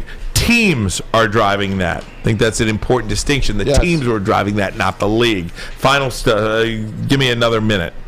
Take your time. The league suspended the game at 10:01, 66 minutes after Hamlin's collapse. Perry declined comment to ESPN, saying, quote, "The ESPN statement was accurate." Last week, McCarthy said the NFL rules analyst in the command center, talking about John Perry, got it adamant that at no time did he say anything related to a 5-minute warm-up to John Perry. John is just plain wrong. Oof. Wow. Then Buck told ESPN that what he conveyed to the national TV audience came from John Perry, who was in constant communication with the league office. In an interview, Buck said that he was, quote-unquote, surprised to hear what Vincent had to say about the information relayed during the game. Here's the quote of all quotes, I think, in all of this. Quote, if what I said on national TV with the eyes of the world watching was wrong in the view of the league, I would have been corrected immediately, and I was not. 4 separate times in the span of 45 minutes, Buck indicated that the game would resume. Quote, we were on air for another 40 minutes, and no one corrected the idea that the game would resume. No one. Facts. So we all know the NFL wanted to play this game. The NFL wanted to play that game. 100%. Yeah. And the players were never going to play this game. The coaches were never going to let their players play this game. But the NFL said, well, let's keep going. Let's keep going. Maybe some good news will come about Damar Hamlin. Because if we get good news, then we could, by all rights, play this game. Because let's face it, if we see a guy leaving in an ambulance or leaving on a cart and he puts his thumb up that it's okay, we all feel good as human beings. And the NFL was trying to get that, and it never came. Thumbs up is good for the human conscience. Let's take a break. Let's talk about this on the other side. Now that you have the information out there, let's talk about this. The league did not cancel the game. The Bills and the Bengals canceled the game. How about that? But first, a message from Les Stanford.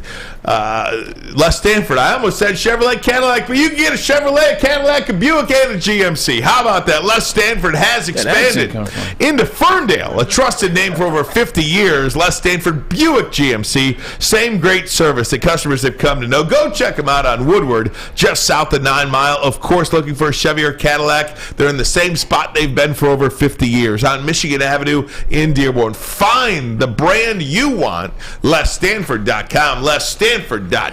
Find new road. Boom. Love Woodward Sports? Love wearing clothes? Then you should be wearing Woodward Sports clothes. Check out our full line of merch at woodwardsports.com. Just click on Shop. We have all your favorite designs, like Dan Campbell kneecaps, Beverly Hills Golf, Woodward Golf, and of course, our own logoed out merchandise. Men, women, infants, kids, all love Woodward Sports. Impress your friends. Impress your boss. Impress your dog. Buy Woodward Sports merch today. At work and at home, we're there with smarter security solutions. Featuring complete automation with customized alerts and more. For over 90 years, we've been the company that's been counted on to protect what matters most, all with personalized service and care. Right now, for a limited time, receive a free video device plus free installation with a new home system. Guardian Alarm. We protect Michigan. Make sure it's seen and heard. Corner, jumper, tweet us, hop on the YouTube chat, slide in the DMS at Woodward Sports on all social media. At Alta. Uptime. Uptime matters at Alta. Alta Equipment has everything you need to get the job done. If you have a big project coming up, give Alta Rental a call today. They got you covered. 844-GO-TO-ALTA. That's 844-GO-TO-ALTA. Ultimately, the league and the Bills and the Bengals got it right. Now, that has led to I think, cluster you-know-what when it comes to what happened. The Bengals got it right. I think heads are going to roll eventually. from this, to be honest with you. Braylon, you've been patiently awaiting commenting. Just your overall thoughts on this whole thing. You've been as up close and personal to the NFL as more than anybody in this room ever. So does this surprise you? No, I mean, we just talked about the NFL yesterday as being the dirtiest league amongst them all, the professional sports. We know the NFL's bottom dollar. It's not player safety. It's not the players. It's money. It's cash. It's dinero. And when you talk about ending a game, I was very shocked last Monday. That Monday, I was shocked that they decided to cancel it. Now, I'm not going to be one of those ones that said, like, I knew, because I didn't. I thought what was told to us, I said, holy, you know what? The NFL got one right. But now coming back, you see that it was the Bengals and the Bills that actually said we're not playing, and they kind of ultimately deboed the decision and made it for the NFL, which made the NFL look right. And what I would say to that is this. I'm glad the Bengals and the Bills made that decision and it happened that way, is because just for a brief chance, and it ultimately worked, for a brief glimpse and a brief moment, it united everybody. Like what that game did by ending, united people all around the world. It united people all around this country. It gave us, once again, a reminder of how powerful sports is in our society. What sports shows us what it could look like if we work together. Sports shows us, the beauty of our people, the beauty of humanity, and that happens because the game's ended. If that game doesn't end, you'll get people praying on social media. You get the people that want to go there and, make the points to make themselves look good. And hey, and a lot of us did that. But you're right back into the game. Like, legitimately, if they decide to come back that game, guys are right back into their parlays. Guys are right back into their fantasy. Trying to bet the live game. Exactly. Guys are right back into betting the game. Guys are right back into... You know how many people were pissed because of fantasy? Oh, 1,000%. The majority of them. Like, so that's what would have happened. DeMar would have got lost in translation. Correct. The humanity of the game and the scares, like being scared that this can happen at any moment, that would have gotten lost, and it would just been another moment. But the fact that the Bills and the Bengals, they botched the situation for the NFL, it made a much bigger moment, and it brought people together for you're talking about that Monday until today. You're talking about 10, 11 days later, it brought people together. So I'm glad that it happened that way, but it doesn't surprise me because that's just what the NFL is. Let me say this about my favorite league and my favorite sport. We all know they're like you said, Braylon, they're bottom dollar. They don't give a damn about the players. They really don't. They used to even give less of a damn than they do now. So let me bring this up. Concussions, including with this. We just found out Tua Tagovailoa is not going to play this week against Buffalo. I have a thought on that too. Okay, that's what I'm bringing it all up back here to you. Let me say something. You can bring up Troy Aikman. Bring up Jim McMahon. Michael Irvin. Bring up anyone you want back then in those days. Troy Aikman played, I'd say, 3 years of his career with concussions. Just continued to play. Wes Welker, Joe Theismann. They roll off your tongue. They didn't give a damn. If they had the same rules today as they did then, Tua Tagovailoa would be playing this weekend. But because of everything that's happened over the years and how you have to be more careful now they have to sit you out. And obviously, Tua's got some issues going on. And the NFL don't give a damn. No. They're pissed that he's not playing because they don't have a chance without him. The Dolphins might as well not even play. You might as well put another team in. Like the Lions, they should be able to take over for teams that have no chances this year. And the Dolphins are one of those teams. I'm just saying. Well, if you listen to Pete Carroll, the Seahawks got no chance either. Pete Carroll said, we got to play the Niners. But you know what? That's Pete Carroll playing possum. They're going to stay with the Niners in that game. Very true. But I'll slide it over to you, Bray. Tell me I'm wrong. Tell me I'm wrong. You're absolutely not right. You're absolutely not wrong. You're absolutely correct. If this would have been back in the day, you're talking about Junior Seau individual. We know how that ended. Rest in peace. You talk about Troy Aikman. The list goes on. The list goes on. We need to keep naming players. You're absolutely right. You would have played. Here's the flip side of that coin. I feel like I'm in Heat. I feel like I'm Robert De Niro and Al Pacino. you know, there's the flip side to that coin. No, all the fake outrage, and here's where it gets hairy, man. All the fake outrage for Tua, for people watching and people wanting to be social media like activists, for people wanting to punish the NFL, and it's like, no, I can't believe they let this guy play, and they're gonna let him play, and then he gets injured again, blah blah blah. And now they're like, oh, you gotta keep him out. You gotta keep him out because of the pressure of social media, because of the pressure of people, because of the pressure of society. The Miami Dolphins had no choice but to keep Tua out of this game. Correct. Miami Dolphins and the NFL. But guess what that did? They just screwed Tua Tagovailoa because he won't ever be a starter in the NFL again. You can say I'm overreacting on that. No, I'm not. Because the Dolphins aren't going to move forward with him after the season because they're going to lose this playoff game. They're not going to move forward with him. Once they don't move forward with him, what happens? Now he's gone. Who's going to take a chance on Tua Tagovailoa after this happens? I was talking to Shane Morris, the quarterback from Michigan. De La Salle. I ran into him at the Big Ten championship game. Tremendous kid. Like, he's married now. I'm so proud of him. So happy for him. He said because of the incidents that happened at Michigan, put him on a list. Right, put him on basically a blackball list. So he went up to Central, but after that Central thing was over, put him on a list where like no team would take a chance on him because of what happened in Michigan. No teams would take a chance on Shane. Shane played well and did some things and could have had a shot. No team would touch him. There's a list of quarterbacks or players that in college, if they have a couple and teams have to go, they put them on a list. So when you're coming out and you're recruiting these kids to potentially draft them or you're scouting them, they're not taking that chance. That's what's going to happen to Tua. So all this fake outrage, and yes, the NFL should have taken care of Tua. The first game when they tried to put him back in there, that was horrendous, and that was a terrible thing they did.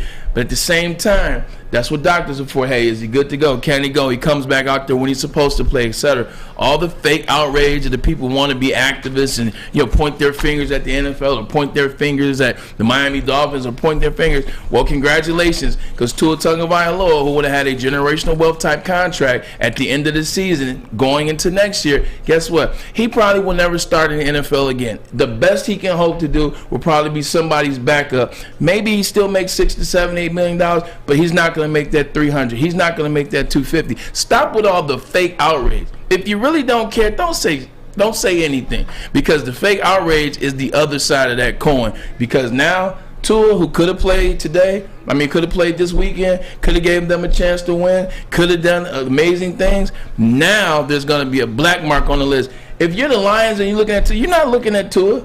If you're whoever needs a quarterback, I'm sorry, the Lions don't need one, but as a backup maybe, you're not looking at Tua to be your quarterback, and that's because of the fake outrage on social media and in society. Stop with the fake outrage. Well said. Let's continue on with this, but first a message from Lady Jane's Haircuts for Men. Come to Lady Jane's for an award-winning haircut experience and register for a once-in-a-lifetime opportunity to win a down payment for your dream home up to $200,000. Lady Jane's open 7 days a week. You can walk in any time. It's wicked awesome. Wicked awesome. Can't get enough Woodward Sports content? Head over to woodwardsports.com right now for up-to-date sports articles and great entertainment news. We have the best writers, bloggers, and coverage all at your fingertips. Head to woodwardsports.com right now to experience all Woodward Sports has to offer. Hi, I'm John from Better Rate Mortgage, and to me, family is more than blood. That's why I have the biggest family in Metro Detroit. If you're looking to buy a house or refinance and need a loan, come get treated better than family by me and our entire team here at Better Rate Mortgage. We pride ourselves on giving you better advice, better service, and a better loan experience. That's why we are Better Rate. If you're looking for a new mortgage, come get treated like family. Actually, better with Better Rate Mortgage.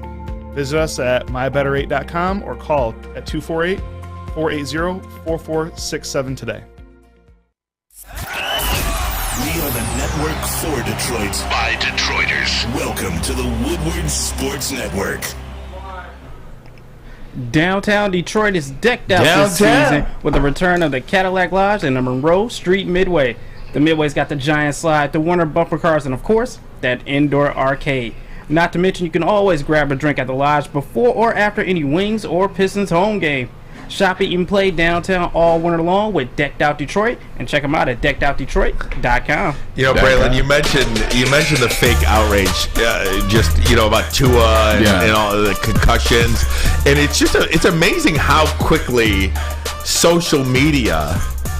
You just grab onto what you see. You don't even know what you don't even know. You're just hopping on. Yeah. And look, I couldn't care less for Skip Bayless. I don't watch his show. I don't watch anything that has to do with him. Yeah. I know what his shtick is. I get it. Yeah. But his tweet that was seen by 168 million people. Wow. That got totally destroyed. His partner didn't show up to work the next day. Strahan just ripped him a new asshole. Ripped him on the and to come to find and the tweet. No doubt the NFL is considering postponing the rest of the game, but how? This late in the season, a game of this magnitude is crucial to the regular season outcome, which suddenly seems so irrelevant. By the way, that was the third of a string of tweets where he was talking about DeMar and praying for DeMar. Yeah. But what I'm saying is, they only hook on to when you see this now about how the NFL was for an hour figuring out how to play that game, it's this fake outrage that everybody seems to gravitate to, and that shapes public perception. People have this innate desire to be liked, or people want to have said the right thing, or people wanted people to see them comment on the right thing, and we're all guilty of it. Like, don't get me wrong, but people want to say things, and if they see something they can attack, it's like, oh, cool, let me jump on this, so that when people look at their Twitter, they will say, oh yeah, I saw how you went after Skip, man, that's some good stuff. Right.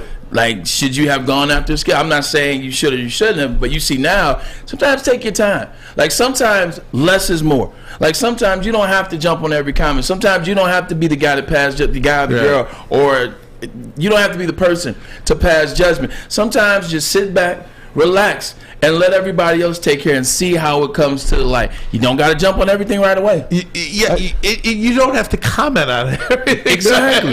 Listen, let me just throw this out there, and I know I'm on the way wrong end of history, but I'll just continue to bring it up. How many people you really think in this world gave a damn about a team's nickname? I'm just asking. Any nickname. Like the Cleveland Indians? Yes. Like the Washington Redskins. Whatever. How many people really gave a damn? Why did they have to come into sports all of a sudden? Everything that came into sports, I just never understood it. I never took it as an affront to anybody. Never.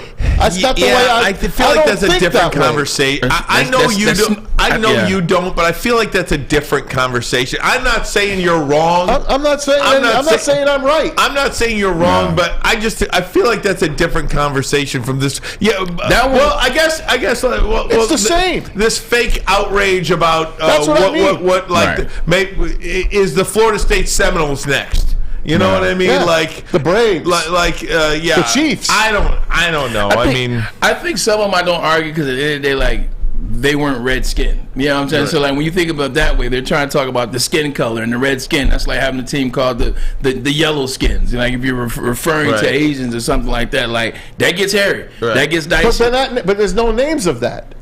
I understand that, but I'm saying red skin talks to a guy. They didn't have red skin. I feel so disqualified to even talking about this. To your point, I didn't care. Yeah, I know. I mean, to your point, I think somebody brought it up, and I'm like, hey, I mean, whatever you guys want to do. I'm an Arab American, Italian American. Basically, I'm a white guy. Yeah. You know what I mean? So I feel so disqualified from telling people how they should feel about certain names and certain right? You know, I mean, I don't know. Yeah. I just try to mind my own business when it comes to that stuff, and that's what I was doing my whole life, minding my own business. Right, I know, and not telling you how to feel about this, that, and the other thing. The only thing I ask, don't tell me how to feel. Yeah. Right? That's true. And that's... everyone's got their opinion, right? That's right. Like doorknobs. We're going to take... Hey, what about some sports? Yeah, let's go. We're going to take a break. Go right back to it. But first, a message from Chili Peppers Tanning. Chili Peppers Tanning. Everyone loves Chili Peppers Tanning because you can go in and get a tan and look good and look healthy and get that vitamin D in your life, because as you look outside again, the sun is long gone, as the great Ernie Harwell would used to say. Get to chilipepperstanning.com. Not only that, but if you join the Pepper Club, they're going to save you $5 against any competitor on unlimited tanning, and you get the best lotions as well. I got some samples right here. So get on down there. Tell them that Woodward Sports sent you, and they're going to take great care of you, I promise. The hottest bulbs, the hottest deals, the darkest tans. Your vitamin D headquarters, chilipepperstanning.com. Introducing the Planet Fitness Guide to getting that post-workout glow. Step 1. What's your why? More epic energy? Better sleep? Blow off steam? Step 2. Join Planet Fitness for just $10 a month and get moving in our clean and spacious clubs. Step 3. Bask in that post-workout glow. Join Planet Fitness today for just $10 a month. Join today at any of the 50-plus Detroit area locations. I'm Dr. Jason Olafson, DC, the founder of the Custom Health Centers, and we've helped thousands of people learn how easy it is to lose weight and keep it off with our customized weight loss and body contouring programs. With Custom Health, you don't feel hungry, you eat well. My name is Simeon Timbuk, and I've lost 71 pounds on the program. Call us at 844-789-THIN or visit CustomHealthCenters.com for a free consultation and get started for as little as $5 a day. Woodward Avenue, the first paved road in America. Woodward Sports, the first sports network born in Detroit and made for Detroit. Talk about Centron. Centron is the official energy drink of the Detroit Red Wings and Detroit Pistons. But right now they have teamed up with WoodwardSports.com so that they can re-energize the community. And one of the ways they're doing it, they're giving you a limited edition 6-pack. Go to CentronWorld.com/Red Wings to get yours. That's a classic flavor as well as cranberry and sugar-free. Drink it, live it with Centron. Hey everybody, you know what time it is. You know what time it is. Matt, you've got some news regarding Comerica Park. I know. Look at that. You're gonna see a new Comerica Park when you get down to when you get down there to right off of Woodward Avenue for Tiger season coming up in April. They are moving the center field fence in. Let me get the dimensions on that. I think they're bringing it in 10 feet. 10 feet. 10 feet. 12. Now here's the kicker. They're lowering all the fences. Left field is going to go down from 8.5 feet to 7 feet. Right center field, ready for this? No. From 13 feet to 7 feet. It's dropping 6 foot. That's going to be a great seat. Yeah, and the right field wall is going down to 7 foot. So now the outfield, you got a hell of a chance to maybe catch a home run. So and Danny Almonte. Check this out. Miguel Cabrera, check this tweet out. He comes on and he puts this great tweet out. Hey. It was a comment on the Instagram. Instagram. On it. I think I might want to play longer, is what he said, basically. This is funny. So they couldn't score runs last year, so they changed the dimensions of the park. That's right. So my God. There's your new Comerica Park for the Tigers coming up in April. Great schedule, by the way. Hopefully the supply chain doesn't affect them and they are able to do that. That means the only thing about that means it's lower for the other teams too. Right. Anybody that's right. Exactly, Bray. And they have new lights too. Oh, look at that. LED lights. Yes. Changes colors. All Are that those kind the of LED stuff. lights that were supposed to be on top of LCA? That's the ones. Oh, there we go. Those are the ones. There we go. Hey, Braylon, Andrel Anthony has chosen the University of Oklahoma. Boomer Sooner. Yes, sir. Boomer Sooner. It's my little brother, man. I've been talking to him since last year. He has an amazing family. It's a decision that he took time to make, and I'm proud of him. He actually wanted to leave before the season, but he stuck it out. He wanted to leave during the middle of the season, but he said, I'm going to give Michigan a chance. I'm going to be here for Michigan. I'm going to be dedicated. When you don't throw a ball to a receiver that has skill like he does, this is ultimately what happens. I'm not faulting University of Michigan because they have a strategy and they have a formula that works. They run the ball with Corum. They run the ball with Donovan Edwards. They ran it with Hassan Haskins a year ago. They have the best offensive line 2 years in a row, at least in the regular season, that is. That works for them. They throw the ball to the tight ends. They've been doing this for a long time. I just caution you. In order to win, in order to keep quarterbacks like J.J. McCarthy, who are 5-star quarterbacks, who we saw once he was no longer feeling pain in his shoulder, once he was able to get a little hold of the system, start to have success, those type of quarterbacks aren't going to want to come to schools that aren't throwing the balls to receivers like Andrel Anthony. Guys like Andrel Anthony, who are going to be 4- and 5-star players that you're scouting and you're recruiting, they're not going to want to come to your school if you're not passing the ball. It works in the regular season. It works when you're playing against Indiana and Northwestern and Illinois and the rest Michigan State and the rest of the sorry Big Ten schedule. Sorry, I had to. And the sorry Big Ten schedule. But once you dive into Georgia and Alabama and Ohio State, who's going to get better every year, and you see what USC is trying to build out there. Once you start getting into those schools, Notre Dame is going to be another one. You're going to need guys to go down the field and catch passes. So I'm happy for my brother. I understand it, Michigan, because it works. But once you get to that next level, it doesn't. When you start playing those expansion games that you talked about, Ryan, the field of 12, everybody in the field of 12 is going to be doing what? They're going to be throwing the ball down the field. What was it, Oklahoma or it was just always Oklahoma? Oklahoma, if I remember correctly, it was Oklahoma, it was UCLA, and Miami. I wish that young man all the best. And sometimes it just doesn't work out. And there's nothing wrong with that. There is no linear path, right? Everybody's path is different. I mean, I just look at my own path on television. I never took one class for the stuff in my life. Some people go to the Medill School of Journalism and spend all this, you know what I mean? Like, you could end up in the same place, and the path to get there is very different. Yeah. So I hope this kid has a lot of success. A good kid. And side note, can I stay here for 2 seconds? Yeah. Since I've already brought up Georgia and Alabama, can I talk about this recruiting class coming up? The big thing that I was talking about yesterday, I was talking about it doesn't matter if you go field of 12 because the teams with the 5 stars are going to win. That's Alabama, that's Georgia, that's Ohio State. Did you see Alabama's recruiting class? Alabama has a number 1 recruiting class. Pull it up here.